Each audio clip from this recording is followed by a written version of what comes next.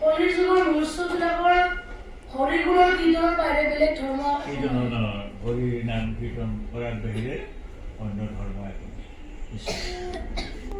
হৰিৰত আছে কলিকৃত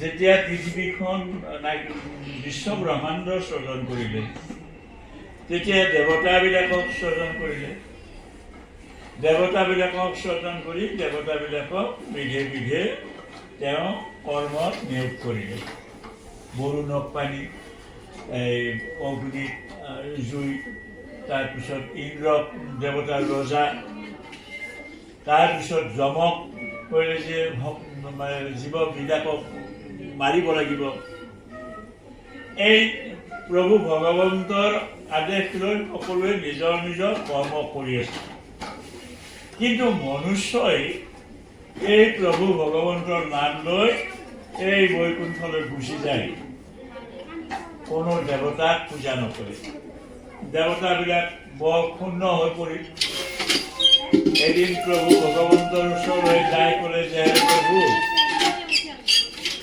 দেৱতাৰ পৰা আমি বঞ্চিত হৈছোঁ মনুষ্যৰ পূজাৰ পৰা যদি মনুষ্যই আমাক পূজা নকৰে তেনেহ'লে আমি আপোনাৰ এই কৰ্মবিলাক আমি নকৰোঁ দেৱতাবিলাকে ক'লে বোলে প্ৰভু কেনেকৈ কৰিব তেতিয়া ভগৱন্ত প্ৰভুৱে ক'লে যে তেতা যুগে ৰামৰূপে হৈব অৱতাৰ যজ্ঞ কৰি দেৱতাৰ মই সাধিন উপকাৰ দাপৰত কৃষ্ণৰূপে হৈব অৱতাৰ বেশ হন্তে পূজাৰ মই কৰিম প্ৰচাৰ এই দাপৰত বেশে চাৰিবেদ 14 শাস্ত্ৰ কাটি লণ্ডভণ্ড কৰি সকলো দেৱ দেৱীৰ পূজাৰ ব্যৱস্থা কৰিলে একেবাৰে কুকুৰা কটা এই কুঁহিয়াৰ বলি দিয়াৰ পৰা একেবাৰে মানে মহ ছাগল মানুহ পৰ্যন্ত বলি দিয়াৰ ব্যৱস্থা লিখিলে তাৰপিছত কি হ'ল সকলোৱে বেশৰ মতে পূজা পাতল আৰম্ভ কৰিলে সকলো দেৱতাই পূজা কৰে কিন্তু তাৰে মাজত এটা ঘটনা হ'ল এই বেশ পাগল হৈ এই তেওঁ বনৰীকাশ্ৰমত গুচি গ'ল যোৱাৰ পিছত নাৰদ মুনিয়ে বেশক লগ ধৰি তাত ক'লে যে বেশ তুমি এই বিশ্ব ব্ৰহ্মাণ্ডত সকলো জীৱ হত্যা কৰা ব্যৱস্থা এটা তুমি দিলা সেইকাৰণে তুমি পাগল হলা নাৰদে বুলন্ত শুনা মহামুনি বেশ তুমিয়েই কৰিলা জগতৰ সৰ্বনাশ হব দেৱ দেৱীৰ পূজাৰ তুমি বিধি দিলা মহ ছাগল হংস পাৰ বলি দিব ক'লা মনুষ্যকো বলি দিয়ে দেৱীৰ আগত ইয়াতকৈ মহাপাপ নাই জগতত এই পাপে বেশ তোমাক খুলি খুলি খাব পাগল হৈ জ্বলি কৰি মৰিব লাগিব তেতিয়া বেশে কান্দি কান্দি কৰে মই খুব ছুটি কৰি কৈছোঁ সময় নাই যে প্ৰভু দেৱৰ্ষী এতিয়া মোৰ উপায় কি বোলে তেতিয়া নাৰদে ক'লে বেশক হেন জানি বেশ তুমি মোৰ বাক্য ধৰা শ্ৰীমদ ভাগৱত নামে এক গ্ৰন্থ কৰা তেতিয়া বেশে ক'লে মোৰটোত একো নাই মই পাগলৰ নিচিনা হৈছোঁ নাৰদে বোলে মই কৈ থাকিম তুমি লিখা 8 শ্লোকে ক'লে মুনি বেশৰ আগত 12 শ্লোকে বেশে কৰে ভাগৱত বেশে লিখোতে 12টা হ'ল 12 শ্লোকেই হ'ল 12 স্কন্ধ ভাগৱত 12টা স্কন্ধ আছে আৰু মুখে জম্বুদ্বীপে ভৈলন্ত বেশত যেতিয়া প্ৰভু ভগৱন্তই কৈছিল দেৱতাবিলাকক যে সত্যত এটা দাপৰ 3 যুগ তোমালোকক মই দিলোঁ ভাগে ভাগে, কিন্তু একমাত্ৰ কলিৰ যুগটো ৰাখিলোঁ মোৰ নামৰ বাবে। দেৱতাবিলাকে ক'লে প্ৰভু আমি বৰ শান্তি পাইছোঁ, কলিৰ যুগত আমি মৌনতা অৱলম্বন কৰি থাকিম। আমি কলিৰ যুগত মৌনতা অৱলম্বন কৰিম, কলিৰ যুগৰ মানুহে শ্ৰৱণ কীৰ্তন কৰি আপোনাৰ নাম লৈ কৰি যাব, আমাৰ কোনো আপত্তি নাই। সেই এতিয়া দেৱতাবিলাক দেৱ দেৱীবিলাক মৌনতা অৱলম্বন কৰি আছে। এই কালিৰ থানত বা শিৱৰ থানত বা তেনেকুৱা ধৰণৰ মনসাৰ থানত চোৰে উৎপাত কৰি কিবা কৰে, একো হেৰি নহয়, একো নকৰে। তেওঁলোকে মৌনতা অৱলম্বন কৰিছে, যে ভগৱন্তৰ কথা মানিছে যে কলিৰ যুগত আমি একো নকৰোঁ।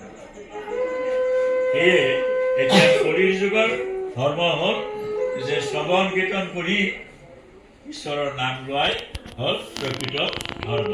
মানে কথা বতৰা নকৰে। কৃষ্ণৰ শৰণে কৰি অশেষ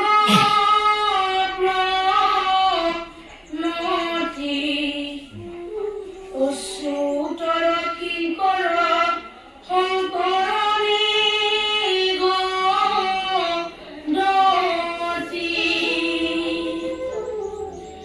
দ্বিতীয় স্কন্ধৰ কথা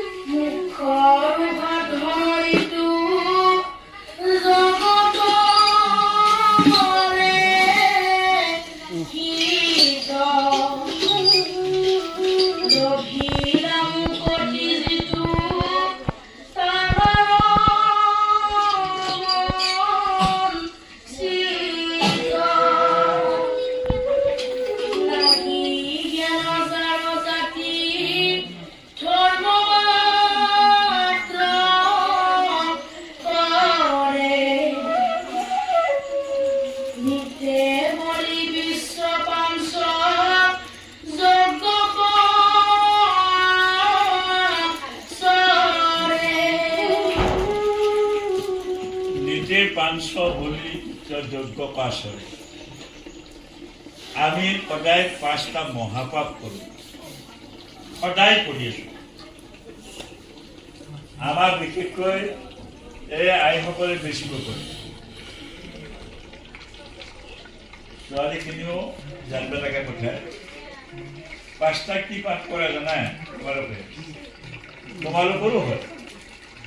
কাঠি ঘৰ মচা এটা মহাপাপ, বাল্টিঙতে হওক কলহতে হওক পানী অনা সেইটো এটা মহাপাপ। মনত বুজিবা, খালি ধান বহি পোহাওঁ আমি এটা পাপ। পতাত বটান বটো আমি তিল বটা খাওঁ, কেতিয়াবা ৰেহাই বটা খাওঁ, এটা মহাপাপ। ঢেঁকীত ধান বানো, ঢেঁকীতেই হওক মিলুতেই হওক, এটা মহাপাপ। এই 5টা পাপ কিন্তু কৰিব লাগিব। মহাপাপ কেনেকৈ হ'ল, কেনেকৈ হ'ল মাধৱ গুৰুজনে লিখিছে, সহস্ৰবাদী অপৰাধ দিনে ৰাতি অপৰো আমি মহা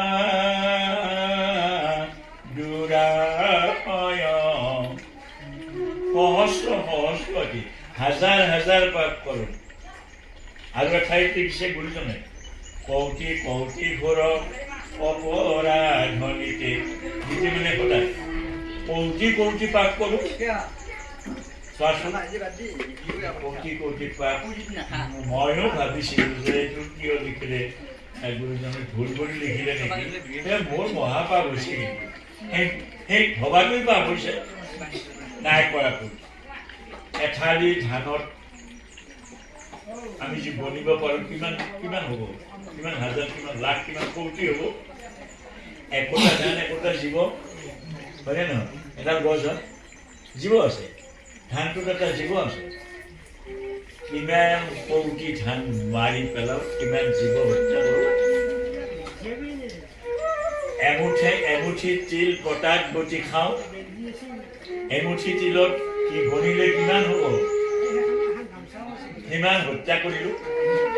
গতিকে আমি এই জীৱ হত্যা কৰা এই 5টা অনুষ্ঠানত আমি হাজাৰ হাজাৰ কৌটি কৌটি জীৱ মাৰি আছোঁ।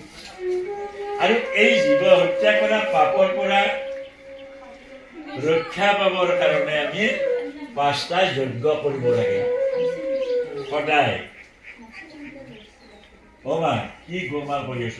গোলমাল নকৰিবা। কি 5টা যজ্ঞ কৰিব লাগে? ৰাতিপুৱা আমি উঠিলোঁ বিচনাৰ পৰা, উঠাই নাই, বিচনাতে আছোঁ, দেখা পাইছোঁ এই জলমাৰে পোহৰ আহিছে। তেতিয়া আমি সাৰ পোৱাৰ লগে লগে এবাৰ প্ৰভু ভগৱন্তৰ নাম ল'ব লাগে। এইটো হ'ল ব্ৰহ্মযজ্ঞ। তাৰ পৰা বিচনাৰ পৰা উঠি আহি আমি নিত্য নৈমিত্তিক কৰ্মখিনি কৰিলোঁ, শৌচ পেচাব কৰি গা ধুই এই প্ৰভু ভগৱন্তৰ নাম, গুৰুজনে দিয়া আমি নাম ল'লোঁ। এইটো হ'ল দেৱযজ্ঞ। তাৰ পৰা আহি আমি পিতৃ মাতৃ বা স্বামী বা ভাৰ্যা সকলোৱে মিলি কিবা অলপ আমি লঘু আহাৰ গ্ৰহণ কৰিলোঁ, চাহ পানী, সেইটো পিতৃযজ্ঞ। তাৰপিছত দুপৰীয়া এটা যজ্ঞ আছে, এইটো নৃযজ্ঞ। দুপৰীয়াই হওক, দুপৰ নহওঁতে হওক বা ভাটি পেলাই হওক, কোনোবা আহি বাটত অলপ ভিক্ষা দিয়া, ভিক্ষান দেহি। তেতিয়া আমাৰ আইসকলে কিছুমানে কয় বোলে মই ৰান্ধিব গৈছোঁ, এতিয়া দিব নোৱাৰোঁ দে, তুমি ঘূৰি আহা। নাপায় ক'ব। যদি দুপৰীয়া খোৱাৰ সময়ত কোনোবা ভিক্ষা খুজিব গৈছে,